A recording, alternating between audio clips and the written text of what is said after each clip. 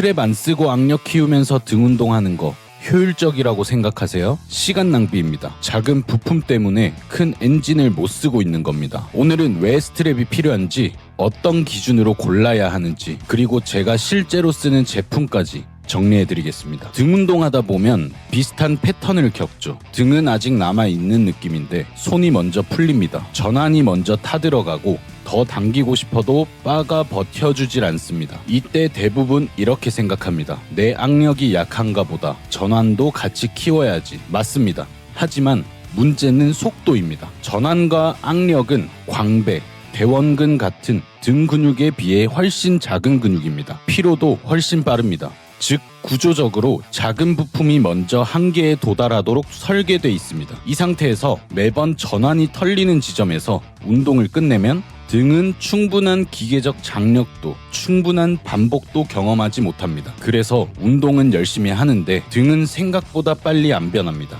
이건 의지의 문제가 아닙니다. 구조의 문제입니다. 2015년 NSCA의 공식 저널인 저널 오브 스트렝스 앤 컨디셔닝 리서치에 발표된 코스윅 연구팀의 논문은 이걸 명확하게 증명했습니다. 스트랩 사용 시 악력 요구량은 유의미하게 감소하지만 주동근인 광배와 중근 햄스트링의 힘 출력은 유지되거나 오히려 증가했습니다. 작은 부품이 큰 엔진을 막는다는 건 감정이 아니라 데이터입니다. 스트랩의 역할은 뭘까요? 아주 단순합니다. 약한 악력이 운동의 제한 요소가 되지 않게 만드는 것. 그 이상, 그 이하도 아닙니다. 스트랩은 자세를 대신 잡아주지 않습니다. 근육을 대신 써주지도 않습니다. 다만 바와 손 사이에 마찰을 이용해서 힘 전달을 안정시켜줍니다. 그 결과 타겟 근육이 먼저 지치게 만들 수 있습니다. 2024년 베오그라드 대학교 라이코비치 연구팀의 연구에서는 스트랩 사용 시 최대 등척성 힘이 약 15.9% 증가했습니다. 스트랩은 한계 상황에서 최대 힘 발현을 끌어낼 수 있는 도구입니다. 스트랩 쓰면 편법이라고요? 악력 발달이 안 된다고요? 진짜 실력이 아니라고요? 이런 말들 많이 듣습니다.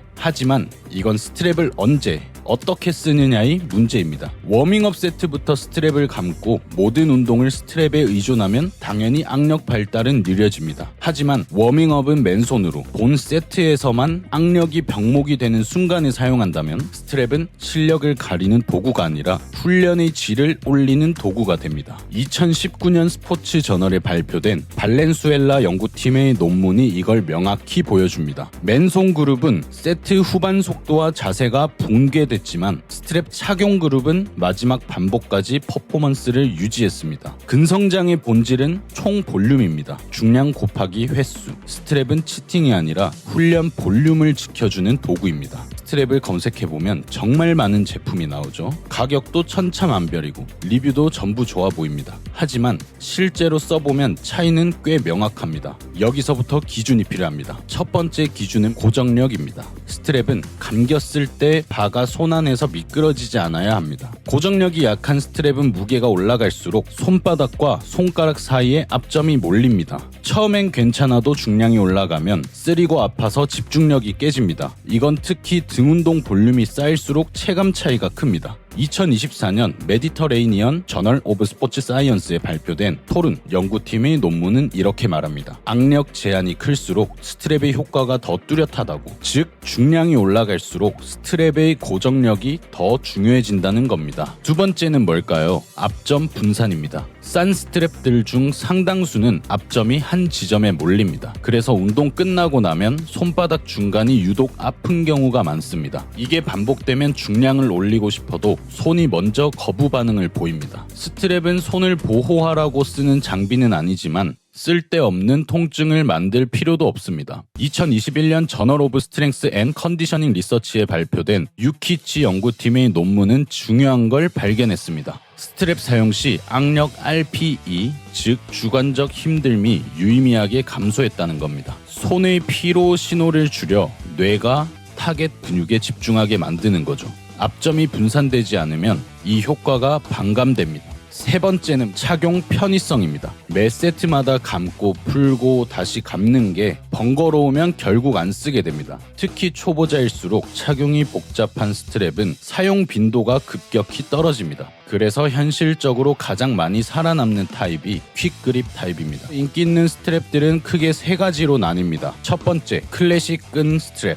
가격은 저렴하지만 감는 과정이 번거롭고 앞점 관리가 어렵습니다. 두 번째, 패드형 스트랩. 손목은 편하지만 바와의 마찰력이 애매한 경우가 많습니다. 세 번째, 퀵그립 타입. 착용이 빠르고 마찰 면이 넓어서 중량이 올라갈수록 체감 차이가 큽니다. 초보자부터 중급자까지 가장 현실적인 선택은 뭘까요? 퀵그립 타입 스트랩입니다. 그 중에서도 가성비와 내구성, 착용 편의성을 기준으로 보면 제가 추천하는 제품은 제로투 히어로 리프팅 프로그립 일체형 헬스 스트랩입니다. 이 제품이 무조건 최고라서일까요? 아닙니다. 초보부터 중급 구간에서 필요한 조건을 딱 충족합니다. 고정력 충분하고 앞점이 비교적 잘 분산돼 있고 착용이 간단합니다. 일반적인 웨이트 트레이닝 약 140kg 이하 범위에서는 안전성과 내구성도 충분한 수준입니다. 비싼 스트랩이 나쁜 건 아닙니다. 다만 이 단계에서 중요한 건 브랜드가 아니라 기준입니다. 다시 한번 정리하죠. 워밍업 세트는 가능하면 맨손, 본 세트는 악력이 병목이 되는 순간부터 스트랩을 쓴다고 운동이 쉬워지는 게 아닙니다. 타겟 근육을 끝까지 쓰게 되는 것입니다. 논문들이 증명한 건 명확합니다. 스트랩은 전환 개입을 줄이면서도 타겟 근육 퍼포먼스를 떨어뜨리지 않습니다. 오히려 8회에서 멈출 걸 10회에서 12회까지 가능하게 만들어줍니다. 필요하신 분들만 참고하시라고 스트랩 링크는 고정 댓글에 남겨두겠습니다. 선택은 각자의 판단입니다. 저는 데이터를 바탕으로 기준만 제시해드립니다. 시간 없는 당신을 위한 생각 삭제 운동 솔루션 구레호였습니다.